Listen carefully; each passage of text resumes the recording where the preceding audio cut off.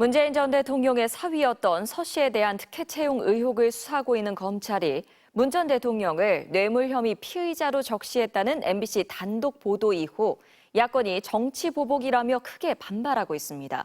검찰의 논리는 문 전 대통령이 사위의 취업 이후 딸 부부에게 생활비 지원을 끊었다면 사위의 수입만큼 경제적 이득을 본 셈이고 이게 뇌물이라는 건데요.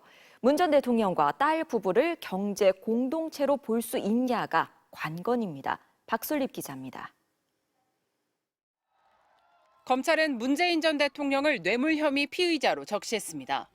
이상직 전 의원이 중소벤처기업진흥공단 이사장으로 임명된 대가로 문 전 대통령의 사위였던 서모 씨를 자신이 설립한 항공사 타이 이스타젯에 채용하고 태국 이주를 도왔다는 겁니다. 사위 서 씨를 통해 이 전 의원과 문 전 대통령 사이에 뇌물이 오갔다는 논리입니다. 검찰은 서 씨가 타이 이스타젯 전무이사로 있으면서 2년 가까이 받은 급여와 체류비 등 2억 2,300여만 원을 뇌물로 보고 있습니다. 사위의 취업 이후 생활비 지원을 끊었다면 문 전 대통령의 경제적 이득이라는 판단입니다. 관건은 딸 부부와 문재인 전 대통령을 이른바 경제공동체로 볼 수 있냐는 겁니다. 문 전 대통령이 딸 부부의 생계 대부분을 책임졌는지 검찰이 입증해야 합니다.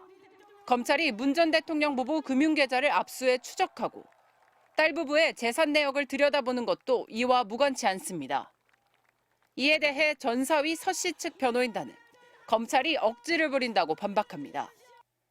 서 씨는 결혼 전부터 증권사에 다니며 돈을 벌어왔고 딸 다혜 씨 또한 경제활동을 해왔다며 검찰이 객관 의무를 저버린 채 억지 수사를 벌이고 있다고 했습니다.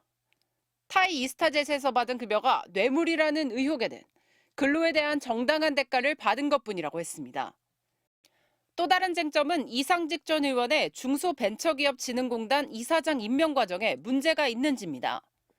임종석 전 대통령 비서실장, 조국 전 청와대 민정수석 등 인사라인에 있던 당시 청와대 인사들은 통상적인 채용 절차였다며 의혹 자체가 사실 무근이라는 입장입니다.